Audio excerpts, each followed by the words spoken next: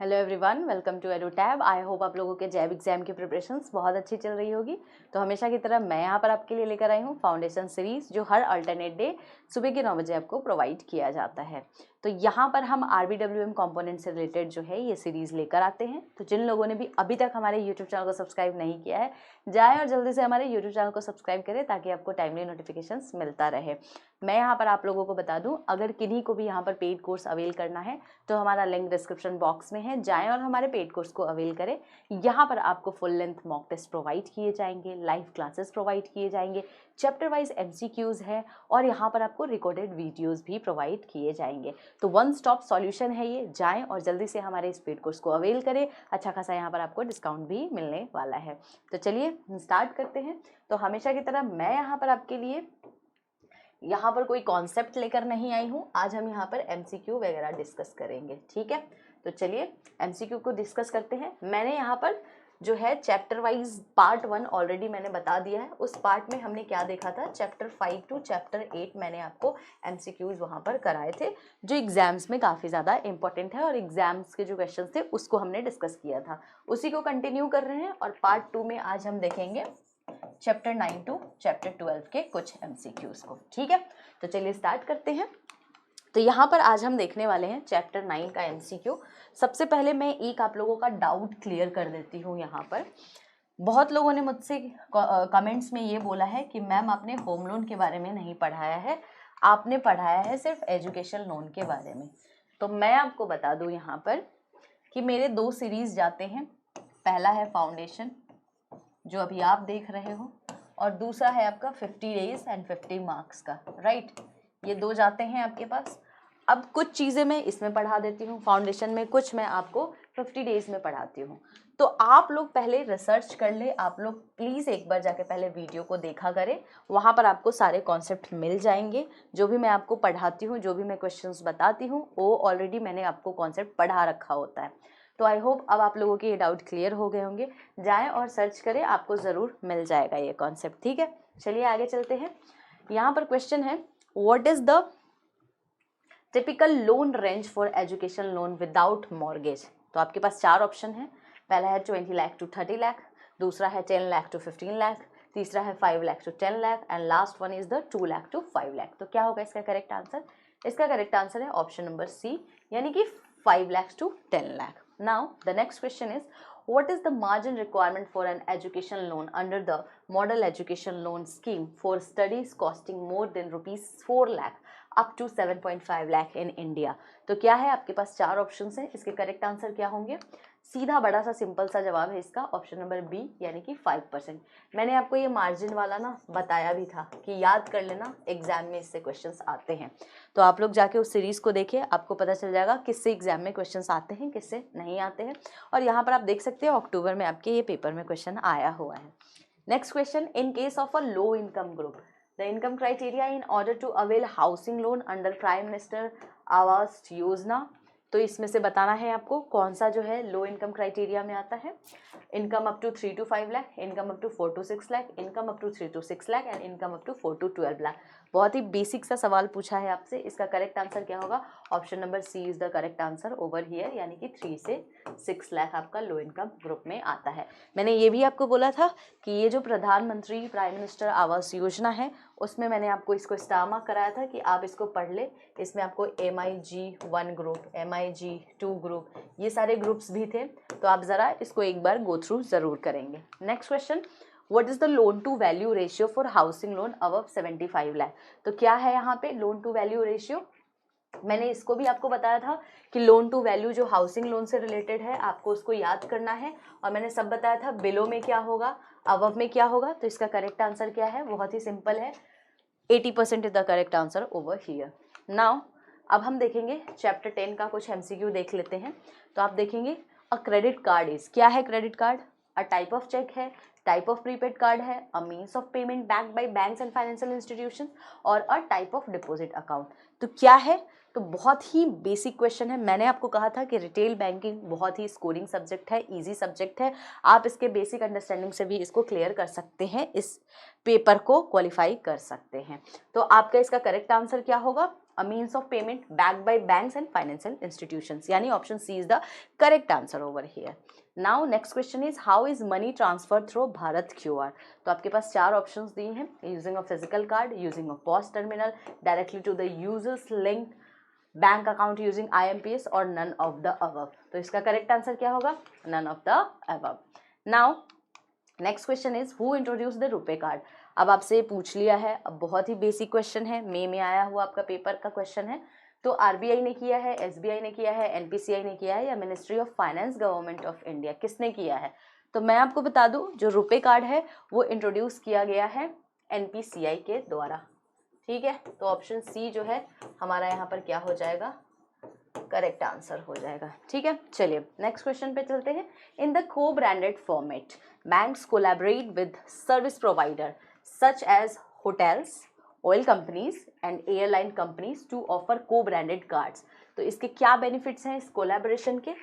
तो ये देखिए आप कितना बेसिक सवाल है कि कोलैबोरेशंस करने के यहाँ पर क्या क्या बेनिफिट्स हो सकते हैं. बहुत ही इजी है, आपके पास चार ऑप्शन है. Exclusive access to premium banking services, higher interest rate on credit card, brand recall and better utilisation of tiered company products, and last है आपका lower annual fees for card holders. तो क्या होगा इसका करेक्ट आंसर? तो आपका होगा brand recall and better utilisation for tiered company products. तो आपका ऑप्शन सी जो है यहाँ पर करेक्ट आंसर है.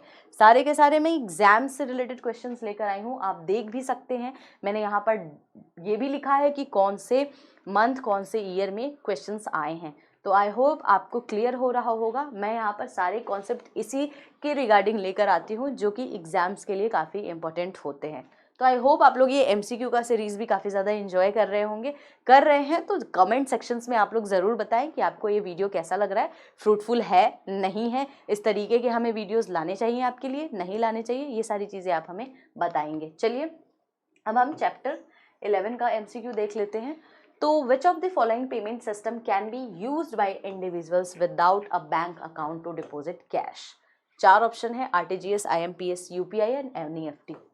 करेक्ट आंसर क्या है? NEFT. Now next question is how much is the transaction limit imposed by UPI. तो कितना ट्रांजेक्शन लिमिट इम्पोज किया जाता है UPI के द्वारा? ऑप्शन है 1 लाख, 5 लाख, 10 lakh and no transaction limit. बड़ा सिंपल सा सवाल है, इसका जवाब होगा आपका 1 लाख, यानी कि option number A is the correct answer. Now the next question is unauthorised EBT refers to. क्या होता है अनऑथराइज्ड EBT? तो वो electronic benefit transfer without proper authorisation, electronic bank transfer for unauthorised transactions, employ benefit trust without proper documentation और external bank transfer for fraudulent activity. तो क्या है इसका correct answer? Option number A is the correct answer over here. ठीक है, यानी कि electronic benefit transfer without proper authorisation. Now next question is NPCI के बारे में पूछा है. किसका इनिशिएटिव है ये NPCI? RBI का, IBA का या दोनों का, या दोनों में से किन्हीं का भी नहीं है. तो बहुत ही बेसिक सा आपसे सवाल पूछा है यहाँ पे. आंसर्स दोनों हैं, यानी कि option number C is the correct answer over here. Now the next topic is, आप देखेंगे चैप्टर 12. अब इसमें हम डिजिटाइजेशन से रिलेटेड कुछ MCQs को देखेंगे. तो चलिए देखते हैं who is responsible for paying fees and charges to the lending service provider in the digital lending process. अब आप कहोगे मैम आपने इसको पढ़ाया ही नहीं है फाउंडेशन सीरीज में. तो मैंने आपको बोला जाएं 50 डेज को भी देखें एक बारी, वहाँ भी मैंने पढ़ाया है चीज़ों को. और कुछ लोग जो 50 डेज देख रहे हैं उनको मैं बता दूं यहाँ पर फाउंडेशंस भी जाके आप देखें, दोनों में मैंने चीज़ें पढ़ाई है. तो डोंट वरी कि मैंने आपको नहीं पढ़ाया है, इसके लिए आपको डरने की ज़रूरत नहीं है. मैंने सारी चीज़ें आपको पढ़ाई है, तो आप जाएं एक बार अच्छे से रिसर्च करें, आपको सारी चीज़ें मिल जाएगी. चलिए, तो इसके पास आपके पास चार ऑप्शंस हैं: borrower, regulated entity, reserve bank of India and any third party intermediary. क्या होगा यहाँ पे करेक्ट आंसर? Regulated entity. ये मैंने आपको बताया है.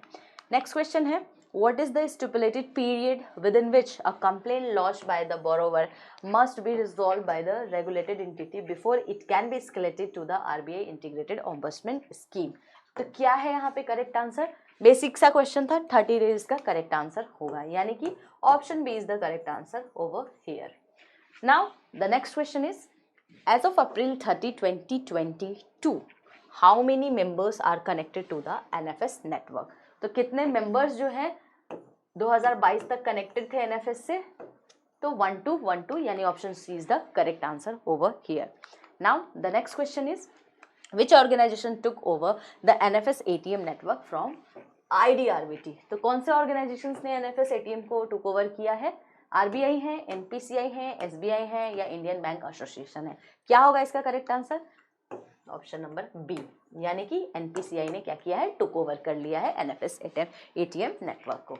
तो ये थे आपके कुछ इंपॉर्टेंट क्वेश्चंस। मैं आपको यहाँ पर बता दूं कि ये सारे के सारे क्वेश्चंस मैं आपके लिए लेकर आई हूँ ताकि आपका सारा रिवीजन हो जाए, जितने भी कॉन्सेप्ट्स मैंने आपको यहाँ पर पढ़ाए हैं, और आपको ये भी इंश्योर हो जाए कि मैं यहाँ पर जो कुछ भी लेकर आती हूँ प्रीवियस ईयर एग्जाम से रिलेटेड ही आपका कॉन्सेप्ट होता है और क्वेश्चंस होते हैं। तो आई होप आप लोग काफ़ी ज़्यादा इसको एंजॉय कर रहे होंगे। अगर कर रहे हैं तो कमेंट सेक्शंस में जवाब भी लिखें, आंसर्स करें कि यस हमें अच्छा लग रहा वीडियो। आप इस तरीके से, क्या होता है ना, मोटिवेशंस मिलता है अगर आप लोग कमेंट करते हैं। तो गाइज इतनी कंजूसी ना करें, जाएँ यार कमेंट करें यार, कमेंट सेक्शंस में जाकर भर दें अच्छे से कि आपको कैसा लग रहा है, और अगर आपको कुछ लगता है कि और हमें ऐड ऑन करना चाहिए कुछ नया इनिशिएटिव, वो भी कमेंट करें। हम काफ़ी ज़्यादा आपको अप्रिशिएट करेंगे अगर आप इस तरीके की चीज़ें हमें लिखते हैं। तो बहुत अच्छी बात है कि आप लोग जो हैं हमसे जुड़े हुए हैं और हमारे सीरीज़ को एकदम एक्टिवली देखते हैं। तो मुझे तो बहुत अच्छा लगता है। मैं सभी के कमेंट्स देखती हूँ कि किन्होंने जवाब दिया है, कौन किस तरीके से हमसे क्वेश्चंस कर रहे हैं, तो सारी चीज़ें मैं देखती हूँ। तो आप लोग प्लीज़ कमेंट करें और एक्टिवली पार्टिसिपेट करें। मेरा बस यहाँ पर मेन यही है, मेन एम ये है मेरा कि आप लोग एग्ज़ाम्स को क्लियर कर लो। और मुझे लगता है अगर आप लोग एक्टिवली पार्टिसिपेट करोगे तो मैं देख पाऊंगी कि कौन कौन हैं जो यहाँ पर सीरियस हैं एग्जाम्स को लेकर। तो गाइस प्लीज़ पार्टिसिपेट करें। कोई डाउट है तो please let me know in the comment sections. I will solve that as soon as possible. आप हमें यहाँ पर कॉल भी कर सकते हैं अगर हम आपको कोर्स रिलेटेड कोई भी जानकारी लेनी है। आप हमें मेल भी कर सकते हैं hello@edutap.co.in पे। तो आप लोग एग्ज़ाम की तैयारी करते रहें, ज़्यादा से ज़्यादा हमारे वीडियोस को देखें और एक्टिवली पार्टिसिपेट करें। पार्टिसिपेट करना इज़ मस्ट। कमेंट सेक्शंस भर जाने चाहिए आप लोगों के कमेंट से। तो आई होप आप लोग काफ़ी ज़्यादा एंजॉय कर रहे होंगे इस सीरीज़ को। तो चलिए मिलते हैं अब हम लोग नेक्स्ट सीरीज़ में।